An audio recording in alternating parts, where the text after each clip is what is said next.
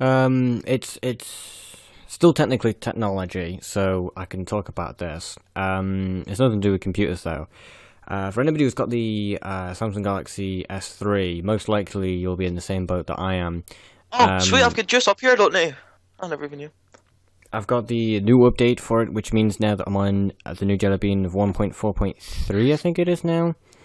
Either way, whatever number it's gone up to, I don't know. I've lost so many features and gained minimal ones. They seem to have taken a good OS and kind of, Put it down the toilet. well, I wouldn't say they put it that far down, but it's like they've dipped it in the toilet and then just thrown it on the floor and just left it there. Because, like, for example, it's a small feature that I really enjoyed when I went up from my S2 to my S3. I really enjoyed this feature. It's Wait, when does the S2 support Jelly Bean? It does, but it only does the 1.4.2, and it's not even the same version that the S3 had when it was on 1.4.2. It was still a slightly dumbed down version, and it won't go any higher than that now because that's the last one it got. But when I jumped up to the S3, when I used the lock screen on the S2, I used to unlock it and put in your passcode. There was no like swipe and then do the passcode. It was always just you unlock it, there you go, there, enter your number straight away. Then when I got the S3, that's what I was given. I was given the ability to have that on or off, and I loved that feature because it meant that I could just I could swipe the internet browser and then put the password in, and the internet browser would pop up, or Facebook, or my bank account. Whereas now, they've removed that feature again, and now I can't do that. So now it means I have to put my password in, and then I have to go through all my apps and whatnot and do that.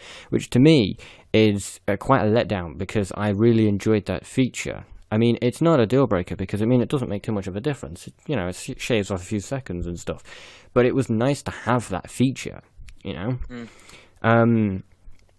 I mean, there are new features in it. For example, like on the tabs and everything, how if you bring down the notification bar, not only do you get the little gears for settings, you also get the other button, which I don't know what its name is, but you press that, and then instead of just having like 5 or 10 different things to change, like Wi-Fi and Bluetooth and whatnot, you have all of them appear, which is great. I love being able to have that feature because it means I can tune on my Wi-Fi hotspot or anything else that I don't have as my normal one, without having to go through all my settings, which is much, much easier, quicker. It makes it much easier to do things.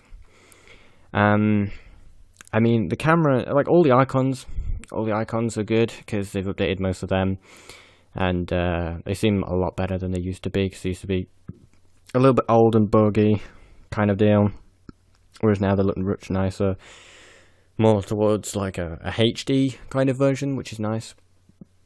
So, I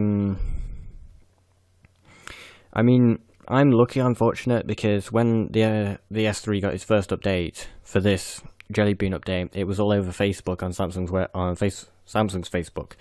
That everyone who'd got it was complaining, and they wanted to throw their phones out the window because nothing was working. It was incredibly buggy. I was lucky and I didn't get it, and I've only just got it like about a month ago. So I was able to skip out the bugs because they've fixed most of them now, and I haven't actually come into any bugs in the phone itself. I mean, there's plenty of different things. There's probably loads of features I haven't seen yet. I mean, I'm not going to doubt that.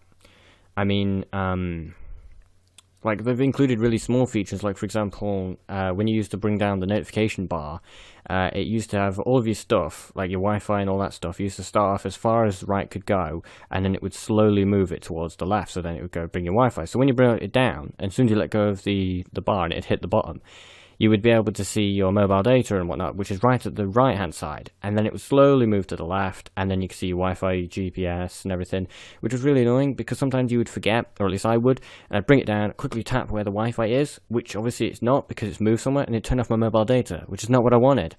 And then, because I've turned it off, it still keeps moving, and now it's gone again. So now if I want to turn it back on again, I've now got to scroll over that, and re-click it, scroll back, and turn on my Wi-Fi I wanted to turn on originally. Which, it really got frustrating, because it was like, oh, I'm just going to quickly do this. Ring, ding, oh, I've done it wrong. Now I've got to spend time fixing it. Which, it doesn't matter if it's 2 seconds or half an hour to fix it. It's still annoying that you've now got to go back and redo something. Mm.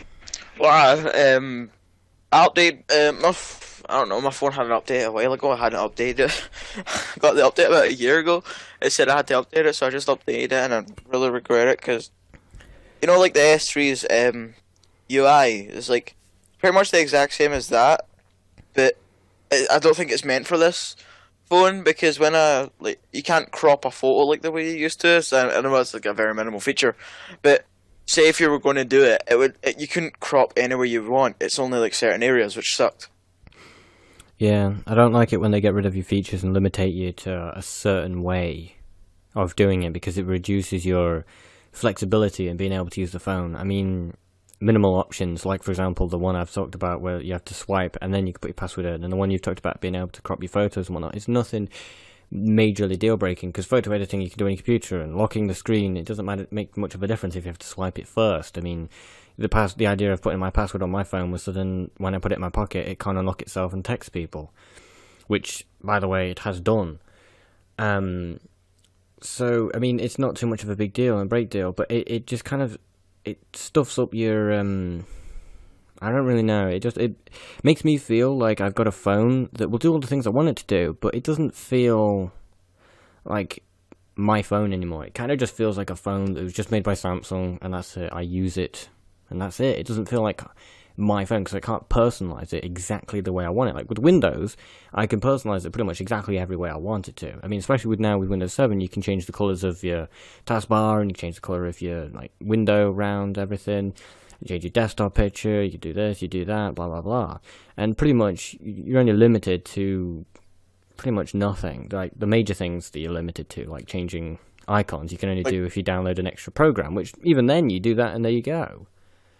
But like some icons you don't even need to download a program. Like no. all you have to do is download the picture.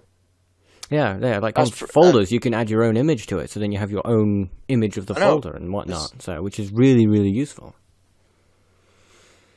Because then you can have like multiple folders, and if you're in a bit of a rush and you don't want to read them all, or it's like too much of a long thing to write, and you can just have images, which is really useful for being able to define between which folders you want to go in, and makes it easier to do. I know something to talk about. The Kindle Fire. Amazon lets anyone put any game up, and the Kindle Fire gave people free 400 coins, which equates to £4, so it's like 400 Amazon coins. So people would just go about uploading apps, so they would get paid for apps that weren't even apps. It was a scam. So there was this app. It was like this Minecraft mod or something. It wasn't even a Minecraft mod. It was something. It was this taxi. It wasn't Crazy Taxi. I mean, I don't think a lot of people would be mad if they bought like a £1 thing for a £3 game. But anyway, so they put the app up.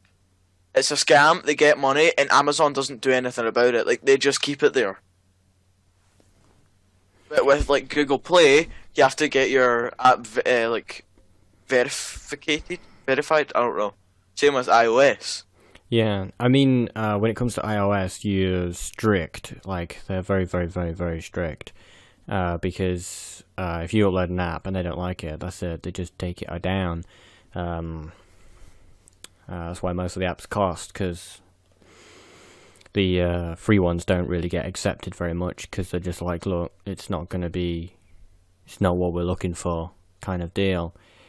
It's more secure using the Apple system, whereas with Google it's not. It's it's just like, oh, it's an app, whatever. It might kill your phone, might not kill your phone. Why not try it? Have a go. It's like, why not? It's like, so yeah. I smell heat. I think my computer's. I literally just said I smell heat. Anyway, my computer, I can just sense it getting really, really hot.